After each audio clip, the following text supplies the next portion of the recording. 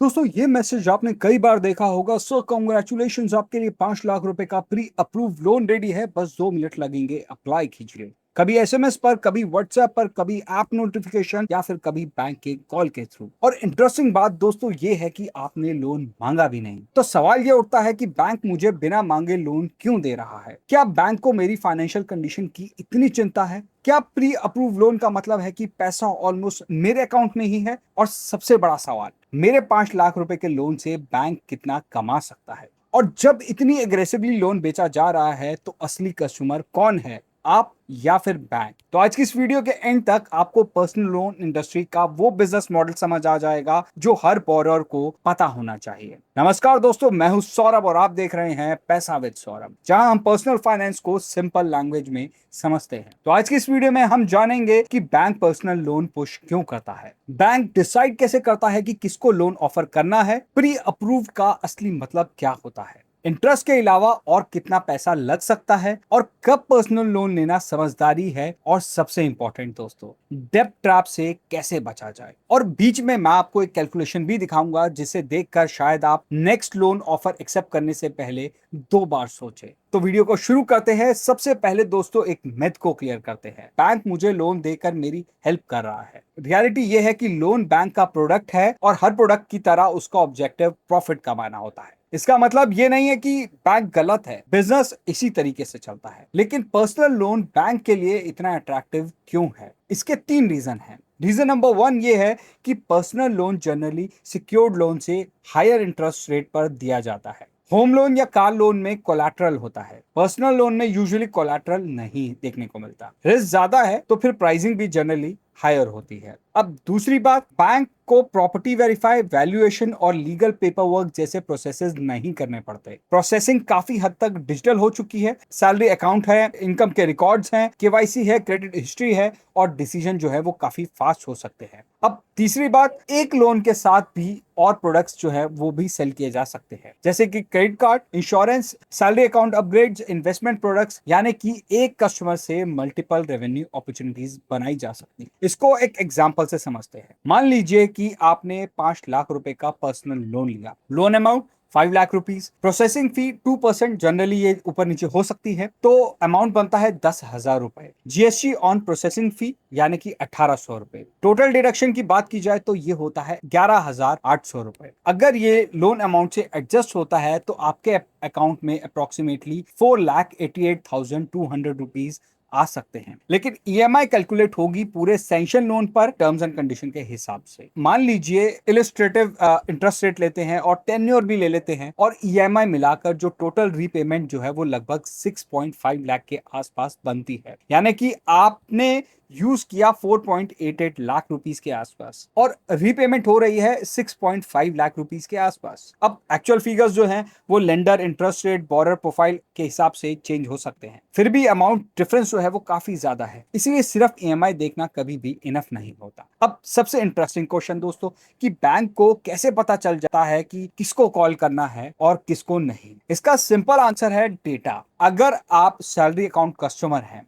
Bank salary credit देख सकता है, average balance, existing EMI, credit card usage, repayment history, employer profile और credit score और credit history भी देख सकता है। और अगर आप पहले भी बैंक के कस्टमर रहे हैं तो उनके पास आपकी इंटरनल इंफॉर्मेशन भी हो सकती है, जो कि रिस्क असेसमेंट के टाइम पर यूज होती है। अब ये सब कंबाइन करके बैंक इंटरनल रिस्क मॉडल का यूज करता है और एक एस्टिमेट करता है कि ये कस्टमर लोन रीपे कर पाएगा या नहीं, कितना अमाउंट इस कस्टमर को दिया जा सकता है, और कितना इंटरेस्ट चार्ज किया जा सकता है, और कितना प्रॉफिट एंड में कमाया जा सकता है। इसमें आप एक लाइन जरूर याद रखिए कि बैंक आपको इमोशनल डिसीजन देखकर लोन नहीं देता, वो प्रॉफिटेबिलिटी को कैलकुलेट करके लोन देता है। एग्जाम्पल की बात करें तो मान लीजिए राहुल की सैलरी रेगुलर आती है, क्रेडिट कार्ड पेमेंट्स टाइम पर होती हैं, एग्जिस्टिंग ईएमआई जो हैं वो मैनेजेबल हैं इजीली। इसका रिजल्ट ये होगा कि उसको प्री अप्रूव लोन के मैसेज आने शुरू हो जाएंगे। क्यों? क्योंकि सिस्टम को लगता है कि रीपेमेंट की प्रोबेबिलिटी जो है वो काफी बेटर है। अब आते हैं दोस्तों सबसे कंफ्यूजिंग वर्ड पर, प्री अप्रूव्ड। मिथ की बात की जाए तो प्री अप्रूव का मतलब है लोन गारंटेड है, जबकि रियलिटी ऐसा नहीं है। कई केसेस में इसका मतलब होता है कि इनिशियल एलिजिबिलिटी एस्टिमेट की गई, फाइनल वेरिफिकेशन अभी हो सकती है, इनकम को वेरीफाई किया जा सकता है, डॉक्यूमेंट्स को चेक कर सकते हैं, इंटरेस्ट रेट जो है वो चेंज हो सकता है और लोन अमाउंट रिड्यूस भी हो सकता है और कुछ सिचुएशन में तो एप्लीकेशन रिजेक्ट भी हो सकती है। अब बात करते हैं दोस्तों फ्लैट वर्सेस रिड्यूसिंग रेट की। ये पॉइंट बहुत इंपॉर्टेंट है, फ्लैट रेट और reducing balance rate. Flat rate में इंटरेस्ट ओरिजिनल प्रिंसिपल पर कैलकुलेट होता है। रिड्यूसिंग बैलेंस में जैसे जैसे प्रिंसिपल कम होता है इंटरेस्ट भी कम होता जाता है। कभी कभी लो लुकिंग फ्लैट रेट देखकर बोरोवर कंफ्यूज हो जाता है, इसीलिए सिर्फ परसेंटेज मत देखिए, ये पूछिए कि इफेक्टिव एनुअल या फिर एनुअल परसेंटेज रेट क्या रहने वाला है। कंपैरिजन तभी मीनिंगफुल होगा। लो इंटरेस्ट रेट देखकर लोन सस्ता लग सकता है, लेकिन रियलिटी ये है कि कैलकुलेशन मेथड भी इक्वली इंपॉर्टेंट होता है। अब बात करते हैं दोस्तों सबसे डेंजरस पार्ट की, यानी कि डेब्ट ट्रैप की। लाइफस्टाइल के लिए लोन, वेकेशन के लिए लोन, लेटेस्ट फोन के लिए लोन, लग्जरी वेडिंग के लिए लोन, और फिर उस लोन की ईएमआई भरने के लिए दूसरा लोन, और फिर क्रेडिट कार्ड की मिनिमम ड्यूज, फिर पर्सनल लोन, और धीरे धीरे इनकम का बड़ा हिस्सा ईएमआई में चला जाता है। अगर आपकी इनकम टेम्परेरी रुक जाती है, प्रॉब्लम और सीरियस हो सकती है। मिस ईएमआई का effect credit score, penal charges, collection calls, future loan approvals, और सबसे बड़ा इफेक्ट दोस्तों मेंटल स्ट्रेस, फैमिली स्ट्रेस और फाइनेंशियल एंजाइटी। लोन लेना प्रॉब्लम नहीं है, रीपेमेंट प्लान के बिना लोन लेना प्रॉब्लम हो सकती है। तो हर पर्सनल लोन बुरा भी नहीं होता।